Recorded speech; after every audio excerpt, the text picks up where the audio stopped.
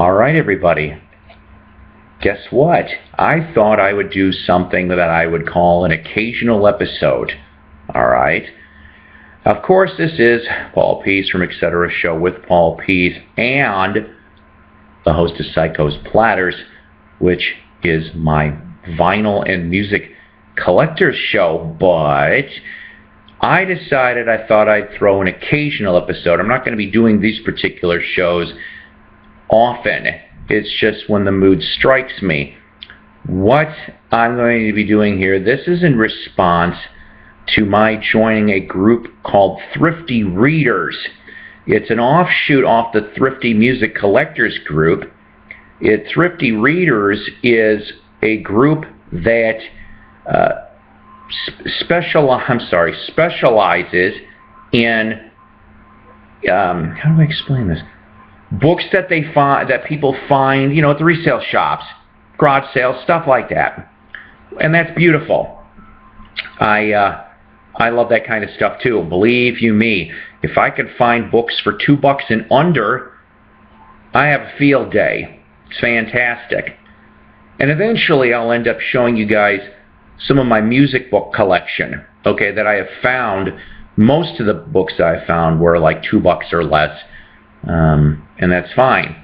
But today I want to talk about something a little bit different.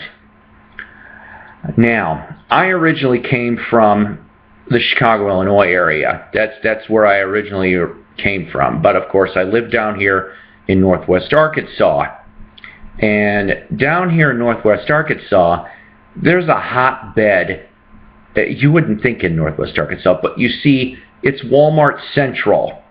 All right, it's Walmart Central, and knowing that we have 3 Walmarts within 10-15 minutes of each other. Okay, that combined with we had a Borders, and we still have a Barnes and Noble, and we have 2 used bookstores. So with all those kinds of sources and everything, there is a very good chance of being able to find signed books. Okay, how do I explain this? Almost every time that I have gone, I seem to find at least one.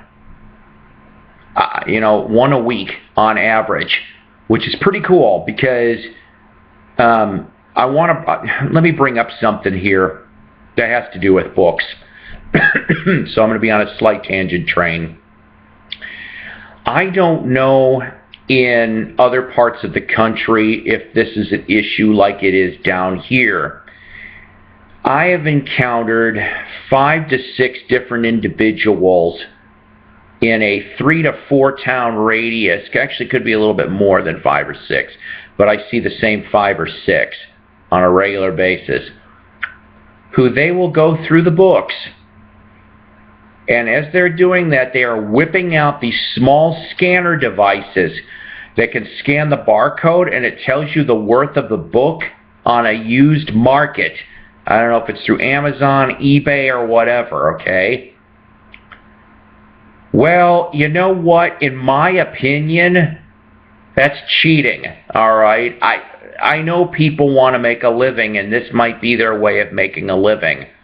Or maybe it's a hobby or something like that, okay? I have seen people be rude, these people with the readers. Not all of them. I've met 1 or 2 that are nice. But most of them down here, I have gone off, and I thank God don't have to deal with it that often. But I've witnessed enough that I'm like, come on, they're just books. Now I know you're like, well, Paul, they're just books. Yeah, but they're just books.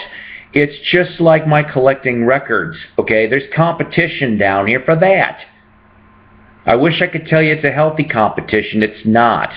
It's pretty uneven keel here. There's people that work in some of the thrift shops and they work in there and they get first crack first. That's not fair. In fact, I went off today and I verbally talked to somebody that I go to on a regular basis, and I'm like, you know what? This is happening. And they didn't think it was, and I mentioned the description of the person. They're like, oh, and I'm like, uh-huh. I said, it's one thing if, you work there and you want to buy some of the product. I mean, after all, everybody's got the right to buy something. It's just you shouldn't be able to yank the stuff from the back first before the rest of the general public gets first crack. Okay? I think there should be some type of ruling that, hey, guess what? Yeah, you're an employee, but we have to put this stuff out. And if there's anything by the end of your shift, then you can go and, out the sales floor and get it. I'm sorry. I think to me that's fair. I don't know. But hopefully some of this crap will stop. But the ones with the scanners for the books, yeah, that's not cool. I'm sorry. If I'm wrong, let me know on this. But I've seen people in fights. I've seen people be rude, pushing, shoving. I'm like, really, guys? Come on. So, be it known that I kind of get around all of that because I don't look for half the stuff that these people are looking for. Mostly it's textbooks. I figured this out. The textbook market is a hot market right now. It is. Most of it's textbooks or the brand new stuff or almost brand new stuff that's come out maybe in the last year or less. Well, music books are really the only things. I'll get an occasional historical novel, like biographies. I'm a big biography person. But, music is what I'm looking for. But knowing that, I do collect autographs. And so therefore, I look for signed books. Now, I'm going to show you guys a few, and then I'm going to talk about a little bit of this stuff, okay? I found this in soft cover, Mark Bowden's Black Hawk Down. You remember that, of course, this got put into a movie. Now, this one here, it does not say from an upcoming movie or anything like that, okay? This is... Oh, wow. Okay, I didn't notice this till now. On the bottom of it, it says the companion Black Hawk Down TV documentary and CD-ROM are available for order from the video company or the website. Signed. Yeah, that's right. It's signed by Mark Bowden to a major. It says best wishes.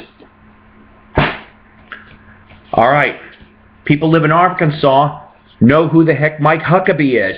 Mike Huckabee was the former governor of Arkansas. He's also a radio show host, if I remember correctly. And at one point or another, I want to say it was 2008, he ran for president in the Republican Party. Of course, he didn't win, but it's called Do the Right Thing inside the movement that brings common sense back to America. Signed. I just picked that one up yesterday. This I thought, let's see, did I bring them both out? Yeah. This I thought was goofy. Went to two Goodwills, two separate Goodwills. And each one I found one book each differently from this guy. Both signed.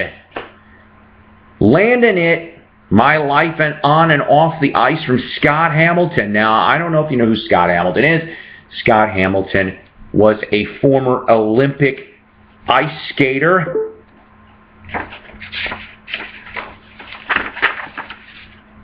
Signed. He wrote another book called The Grade 8. Beloved Olympic skater shares his secret of happiness on and off the ice, from gold medalist to cancer and brain tumor survivor. I didn't know that bit. Scott Hamilton has experienced the heights of accomplishment to the depths of disease, but through his successes, struggles, and setbacks, Hamilton has never lost his trademark humor and honesty. But more important, he has never lost his faith and optimism. How does he keep smiling? In The Grade 8, Scott uses stories from international career and personal life to describe the 8 secrets that through commitment and repetition have helped him clear the ice, get back up, and smile like Kristi Yamaguchi.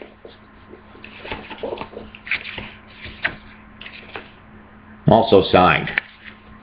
This one was on a book plate.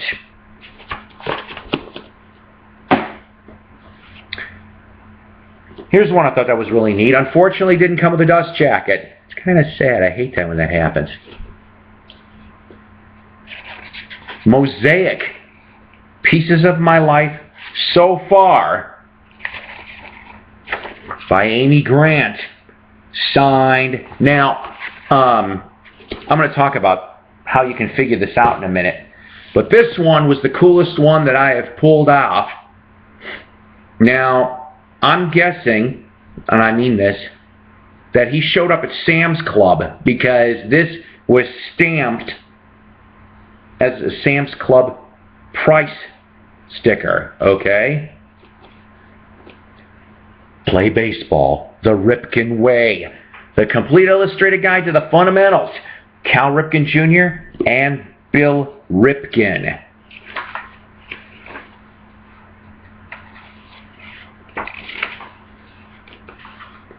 Both signed up on top. Hall of Famer, kids. Hall of Famer. That was stuff that I picked up over just a few weeks. Like the last 6 weeks or less. The Ripken book was $2. The rest of them were $1. Black Hawk Down was 50 cents. I think pretty good in all things considered. But here's the thing. Now, part of my advantage is that I've paid attention since I've been down here. I know who's done book signings. Okay? I've got a list in my head, at least of the last six and a half years, who's been down here. And even if I've already got one copy, I'll keep getting them because I will end up, I'll maybe keep a copy for myself if it's something I'm interested in. But believe it or not, yes, I'll admit I'm going to resell most of these.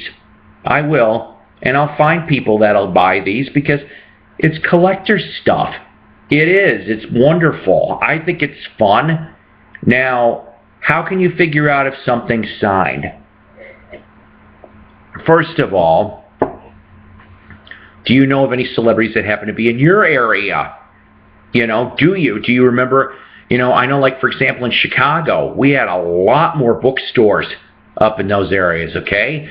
So, if you live closer to Chicago or a big city like that, chances are you are going to find some really great opportunities to find some signed books.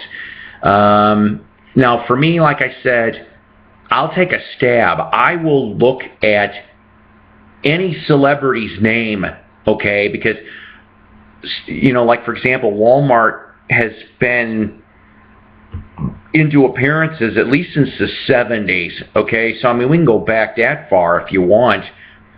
But you just never know. And I'm not even talking about Walmart in itself, but like I said, your Borders, your Barnes & Noble, there's church events, there's sporting events, okay, where books have been sold and autographed. I believe you me, I've got enough. We're going to probably be able to do 3 to 4 special episodes alone just on the signed stuff that I have found over the years. But, so that's one thing, though. It's just, if you know who the heck came through, start looking. It doesn't hurt. If you see a celebrity name, it really doesn't hurt to go through the book. Now, when the book, usually, obviously, it's going to be on the title page. That's not entirely always the case, though. I picked up one last week that it was actually across from the title page. They signed it on the left instead of on the title page. And that's why I always flip through the first couple of pages, because sometimes the author doesn't sign it on the title page. I've noticed that. Second thing is this. There are books, of course, in the past that I have seen that looked signed, but they really aren't. It's like it's already engraved into the book. That was part of the printing process, okay? Now, there's a usual easy way to figure this out.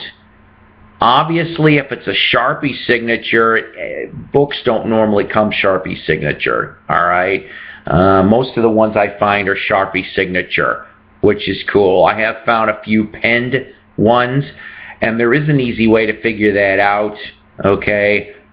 You go on the back of that page, the page that's signed, and feel, okay? If you can feel the bumps and ridges, then chances are, 99% chance, then that's a really signed book because it's got the indentation into the page. You see what I'm saying? So, I mean, that's how I always do this. This is the process I do every time to do books. So, you know what? I know I'm a long-winded person. I'm going to go off and leave here and end this video. But you know what? Will you do me a favor, please, if you're going to watch this? Do you have a signed book? Who did you meet that you actually, got their autograph at a book signing? Or maybe you found something over at one of the thrift shops. Do me a favor and let me know on the comment box below. The show, by the way, is going to be called As the Bookworm Turns. That's right. My new book show, my occasional book show, right here for not only the Thrifty Readers Collectors Group, but for everybody out there that happens to enjoy good books and like collecting autographs too. So you know what? You guys take care. God bless. Read a good book. Get some memories out of it. Thank God for us to be able to read. Take care, guys. Till next time, soon.